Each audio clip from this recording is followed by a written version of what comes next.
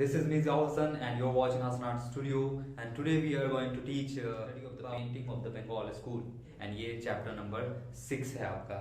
Chapter number वैसे तो 7 है, लेकिन हमने जो चैप्टर नंबर 1 था जिसमें introduction of the miniature painting था वो हमने नहीं पढ़ा था। उसमें सिर्फ थोड़ा बहुत करा था, जैसे कि what is the miniature painting, miniature painting क्या होता है, वो स्मॉल साइज की पेंटिंग को सीरीज में आगे बढ़ते हुए आज हम आपका chapter number 6 study of the painting of the Bengal school करने जा रहे हैं। तो इसमें सिर्फ 4 पेंटिंग है आपकी। जो अवनींद्रनाथ टैगोर की पहली पेंटिंग हम यहाँ पर पढ़ेंगे जिसका नाम है जर्नीज एंड सेकंड पेंटिंग हम आज यहाँ पर पढ़ेंगे शिव एंड सती। ये न्यूली एड पेंटिंग है हमारे सिलेबस में दिस ईयर, एंड जिसे बनाया है नंदलाल बोस ने। नंदलाल बोस के बारे में आप नेक्स्ट चैप्टर में पढ़ेंगे, और वैसे हम यहाँ पर भी पेंटिंग के साथ थोड़ा सा उनका इंट्रोडक्शन देंगे, क्योंकि यहाँ पर पेंटिंग के साथ साथ पेंटर्स के इंट्रोडक्शन भी बहुत ज़रूरी है आपके बंगाल स्कूल में।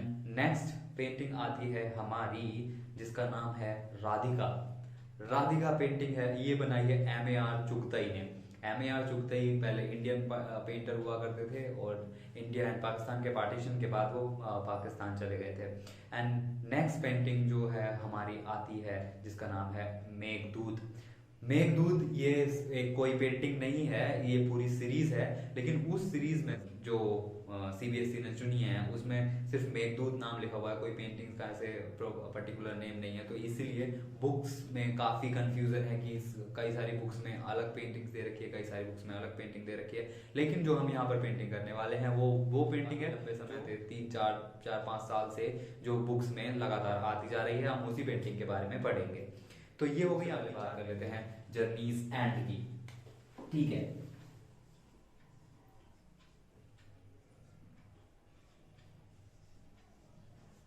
तो ये हो गई हमारी पेंटिंग जर्नीज एंड इसके जो आर्टिस्ट हैं उनका नाम है यहाँ पर मिस्टर अवनी बाबू। इनको अवनी बाबू भी कहते हैं, अवनींद्रनाथ टैगोर। एंड जो इस पेंटिंग में हम यहाँ पर बात कर लेते हैं पूरे चैप्टर की। तो इस पूरे चैप्टर में जो हमारी टेक्निक यूज हुई है, जैसे हम पीछे बात कर रहे थे कि टेम्परा टेक्निक यूज हुई है, तो यहाँ पर टेक्निक टेम्परा है, लेकिन इसमें जो न्यूली एक एड टेक्निक है वो है wash. Tempera and wash technique यहाँ पर यूज हुई है। वॉश टेक्निक जापानी टेक्निक है, जापानीज टेक्निक, जो उस टाइम पे यहाँ पर जापानीज लोग आए थे, तो वहीं से ये टेक्निक भी आई।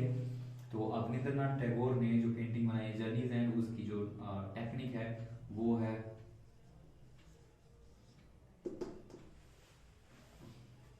Tempera and wash. इसका मीडियम है वो वाटर कलर है। एंड नेक्स्ट आता है इसका कलेक्शन। तो कलेक्शन जो मॉडर्न पेंटिंग बंगाल स्कूल से मॉडर्न पेंटिंग शुरू हो गई है, तो सारी मॉडर्न पेंटिंग जो बंगाल स्कूल के बाद national gallery of modern art में है। तो national gallery of modern art new Delhi, NGMA से याद रख सकते हैं इसे, NGMA न्यू दिल्ली। ठीक है, एंड इसके बाद हम डिस्क्रिप्शन की बात करते हैं पेंटिंग की। जर्नीज एंड पेंटिंग है, तो ये जो पेंटिंग सब लोगों के सामने आई और इसने काफ़ी फेमस पेंटिंग है ये उस टाइम की। तो ये कैसे मतलब बहुत ज़्यादा फेमस हुई? ये फेमस इसलिए हुई क्योंकि जैसे हमने लास्ट चैप्टर में बात की कि प्रवासी जो मैगजीन है, तो उसमें जो हमारे इंडियन प्रवासी लोग हैं, तो उन्हीं के लोग मतलब इंडियन लोगों के ही आर्ट वर्क्स, डांस, ये वो सब जो इंडियंस है, इंडियन ट्रेडिशन को उसमें प्रिंट किया जा रहा था। तो ऐसे ही उसमें हमारी ये जर्नीज एंड प्रिंट हुई, और ये काफ़ी मतलब उस टाइम पे काफ़ी। तो this great creation of art got recognised first times by Pravasi magazine. In this picture has been shown a camel with yellow-brown color and the massive goods laden on his back, tied with the cords shown by the proper combination of blue, black, brown and yellow colors. तो यहाँ पर उसकी कमर पे जैसे हमने बात की कि सामान बंधा हुआ है और तार से बंधा हुआ है, and proper combination of blue, black, brown and yellow colours. The temperaments and the temperament and suffering of the weak, tired, hungry, and thirsty camels has been shown his listless body by his half open eyes as the journey's end. तो यहाँ पर जैसे वो thirsty, week है और hungry है, and ऐसा उसमें दिखा है. Half open eyes also have seen there. And the massive load laden on his back is the symbol of this ultimate exploitation and the tyranny by his owner. Nevertheless, this animal wants to remain faithful to his owner. Therefore, with all his might and courage, he tried to stand up again. तो जैसा हम यहाँ देख रहे हैं, जितने भी pets होते हैं वो अपने मालिक के लिए इतने फेथफुल रहते हैं कि वो कुछ भी करने के लिए तैयार होते हैं, और मालिक चाहे उनमें कितना भी अत्याचार करता रहे. तो वैसे ही यहाँ पर देखने को मिल रहा है. To clarify the camel, this man and image, the painter has given the proper combination of red, yellow and brown color. The painter has shown the real feeling of the redness in the atmosphere of the deserts at the time of sunset. और अभी हम बात कर लेते हैं इसमें artist की. तो आर्टिस्ट हैं अवनींद्रनाथ टैगोर. 1871 to 1951 इन ये रहे हैं. And Abanindranath Tagore was born August 7, 1871 in a famous Tagore family at Jorasanko in Kolkata, now in Kolkata. He was dedicated to art like his grandfather, father and elder brother. तो इनकी पूरी family में मतलब artist और writer यही इनकी family में थे. जैसे हम रविंद्रनाथ टैगोर की बात करते हैं, one of the legend of the world कह सकते हैं. It was a time when both the Indian art and tradition were declining due to mispropaganda. तो हम जैसे यहाँ बात करें, मिसप्रोपेजेंडा फैलाया गया था यूरोपियंस की तरफ से, और बहुत ज़्यादा प्रभाव पड़ा हमारी पेंटिंग पर और सब चीज़ पर, and of the Britishers. But Rabindranath developed a new style with the coordination between Indian tradition and the European realism. जैसे हम बात कर रहे थे अभी रियलिज्म की, and Indian traditional style and the realism. Europe में रियलिज्म की पेंटिंगें बनती थी. जैसे हम बात करेंगे मोनालिसा की, तो वो 16th सेंचुरी की पेंटिंग है, और वो बिल्कुल रियलिस्टिक वे में बनी हुई है. आप उसे देखेंगे तो फोटोग्राफ जैसा दिखता है वो उस टाइम का. And resulting that it was recognised as a modern Indian style of painting. इससे जो इनकी पेंटिंग्स हैं, उस टाइम की पेंटिंग्स हैं बंगाल स्कूल टाइम की, तो हम उसे modern Indian style of painting भी कहते हैं. And in these paintings, Abhinandannath painted natural scenes, folk festival, historical, public life, fun and frolics of Krishna, and Sabir and numerous stories of the Puran by temper and wash technique.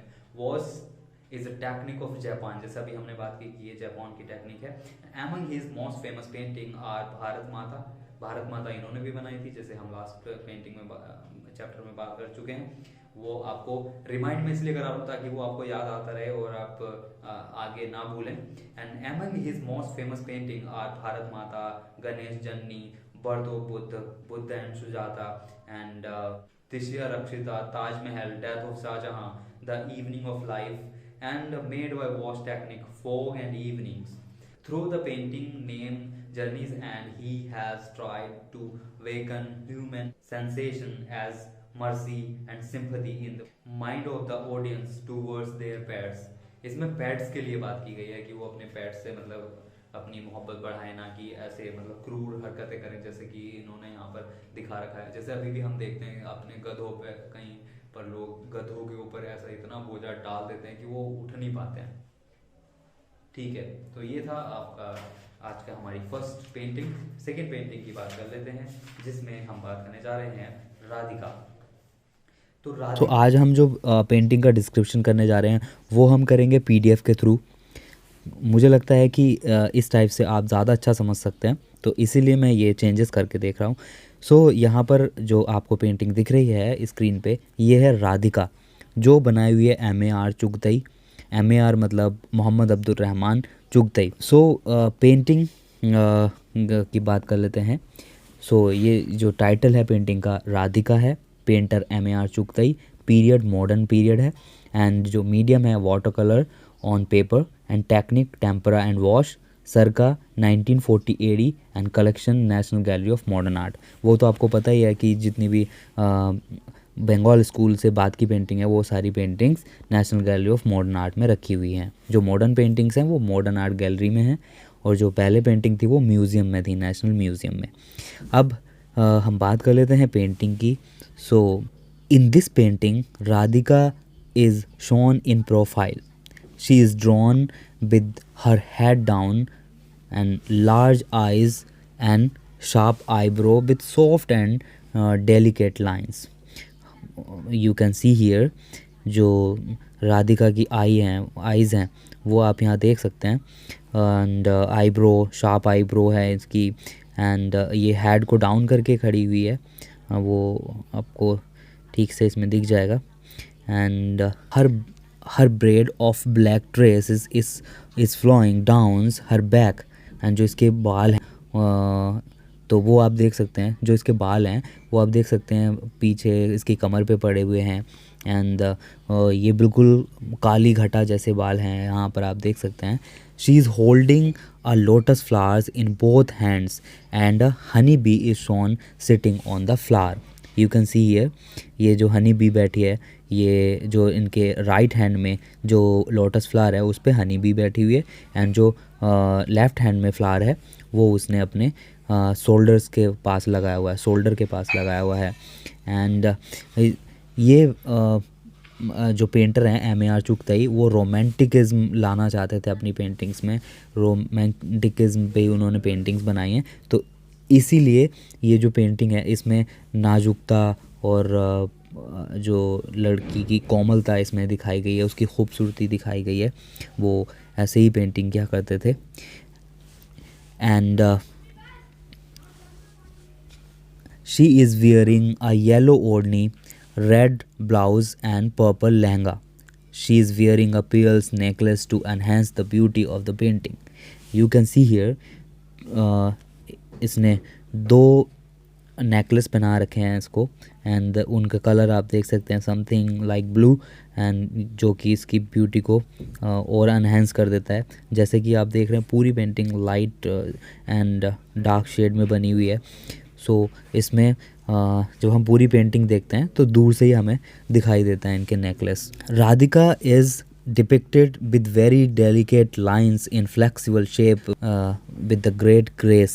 आप जो इसकी जो इसका लहंगा है, जो ओढ़नी चुन्नी है, जो साड़ी है, तो इसमें आप देखेंगे तो इसमें लाइनिंग आपको दिखेंगी जो कि बहुत ही फ्लेक्सिबल लाइंस हैं। एंड जैसे कि आप इसके जो फिंगर्स हैं उनमें देख सकते हैं flexibility of the lines. And in the background, a lampshade is shown with burning flame and smoke in Mughal miniature manner. आप यहाँ देख सकते हैं जो इसका जो शेड पड़ रहा है, एंड जो बैकग्राउंड में जहाँ पर इसकी फ्लेम है वहाँ पर तो लाइट है, एंड ऊपर की साइड में, नीचे की साइड में जो दूर है फ्लेम से इसकी लैंप की, तो वहाँ पर डार्कनेस आपको देखने को मिलेगी। एंड जो इसका बैकग्राउंड है लाइट एंड डार्क से ये बहुत ज़्यादा ब्यूटीफुल हो जाता है और बहुत ही बढ़िया दिखता है। The background is blend of fusion colours in uniform and tonal gradation. The detail of each fold of her costume leaves a beautiful impression due to its rhythmic form and flexibility. Now it is in the collection of National Gallery of Modern Art.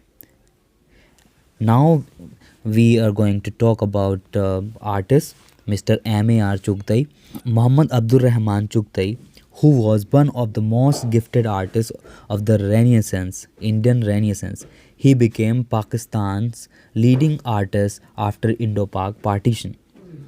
He went to London to learn printmaking, and after coming back joined the Bengal school under Abhinandannath Tagore. He learned wash painting from Ukil brothers of Delhi.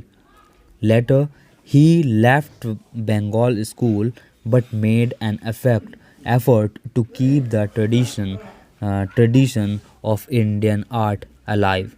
He was a figurative artist, and his paintings were larger in size than Mughal miniature. जैसे हम यहाँ देख रहे हैं कि जो ये painting है ये पूरे फिगर की पेंटिंग है, तो वो ज़्यादातर पेंटिंग उन्होंने फिगरेटिव पेंटिंग्स ही बनाई हैं।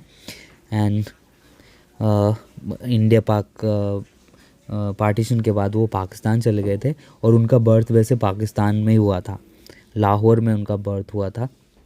ठीक है, सो अब हम नेक्स्ट पेंटिंग पढ़ लेते हैं। Okay, let's talk about Meghdoot by Ram Gopal Vijayvargiya. So, title of the painting is Meghdoot and painter Ram Gopal Vijayvargiya, period modern, medium watercolor on paper, technique tempera and wash. National Gallery of Modern Art, New Delhi. In this painting, the cloud messenger Meghdoot is shown taking Yaksha's message to his consort during the rainy season. This painting has a clear effect of Ajanta style with Bengali impact. The drawing reflects calligraphic freedom and maintains the essence of form. The Yaksha is shown sitting in knee down posture in profile with a soft smiling face. He has fluttering curly hair and doe-like eyes. He has some wildflower in his long and thin left hand. He has artistic fingers and long legs. He is shown involved in writing a love letter in the midst of vibrant forest side, in the lap of nature. The nature is shown in a happy and blissful mood. He is shown wearing a traditional dhoti with a long veil on his left shoulder. There is a flower garland around his neck and a traditional clothes thread on his right shoulder. The clouds full of rain are shown floating very close to Yaksha, as if they were and eager and excited. Here the clouds are depicted in a very special manner which looks natural and attractive. The birds are shown flying higher than the clouds.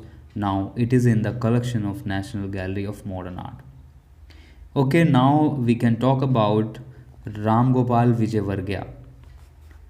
Meghdoot is painted by Ram Gopal Vijayvargiya in 3 separate series based on the famous Sanskrit classic Abhigyan Sakuntalam, written by Kalidas.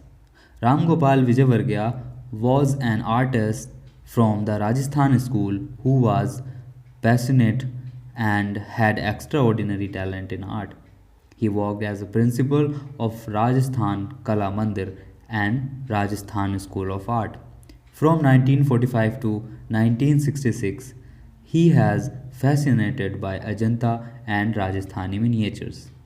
His work is a perennial source of inspiration to the generation to come for the extraordinary contribution to the world of art.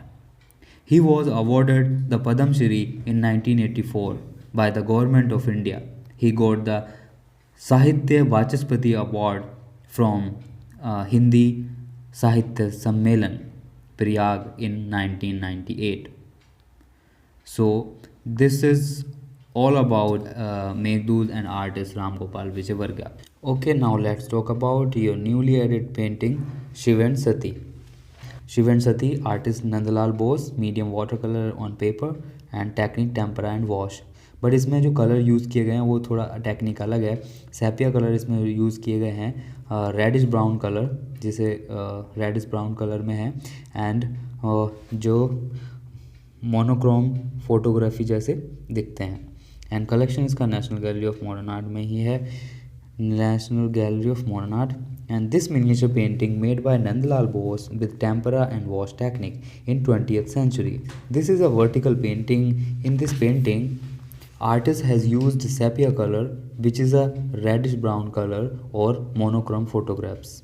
This painting based on methodological book, and this is the most beautiful painting of Nandlal Bose, in which we can see shades of brown colors. In the center of the paintings In the center of the painting, Lord Shiva sitting with a sad face and looking helpless. His hands are stretched and holding his wife, who is looking unconscious. Shiva has been shown in sitting pose looking at the Sati's face with helpless. Behind Shiva's head, a light halo in form of the sun has been shown. जो आप ये hello देख रहे हैं शिवाजी के sir के पीछे, ये जिनके अंदर शक्तियाँ होती हैं, भगवान, गॉडेस एंड जो भी पावरफुल लोग होते हैं, उनके पीछे ऐसा डिपिक्ट किया जाता है। वैसा ही इनको यहाँ पर दिखाया गया है। Sati has been shown laying on his lap. Sati is wearing necklace, armlet, bracelet, and light red color sari to cover Sati's body. Shiva's hair is looking beautiful and dangling on their shoulders.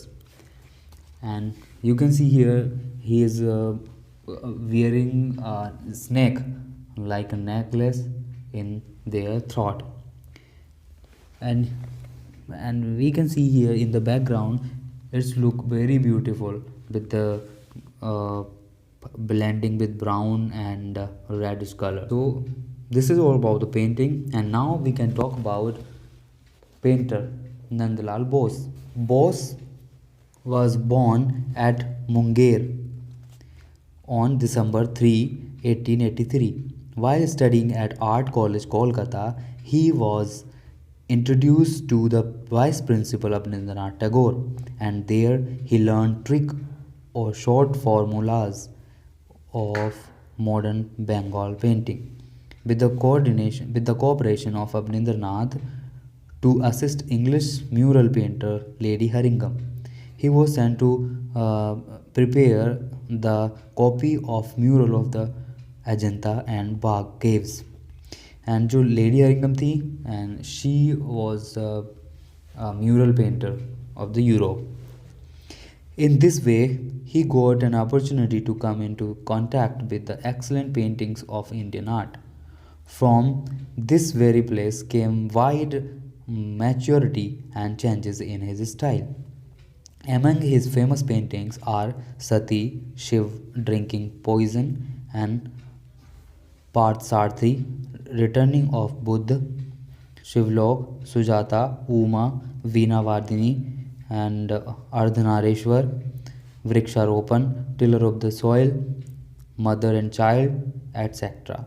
His lino cut made on Dandi March is very famous. लिनो cut होता है एक print technique होता है, जो graphic art हम आगे पढ़ेंगे. In 1920, he was appointed as the principal of Kala Bhavan. Several universities honored him with the particular title. In 1961, the government of India honored him with the embellishment of Padam Bhushan. I hope ये आपको video पसंद आया होगा. अगर आप video पसंद आया है तो हमारा वीडियो लाइक कर दीजिए एंड हमारे चैनल को सब्सक्राइब कर दीजिए ऐसे ही और वीडियो पाने के लिए. Thank you for watching.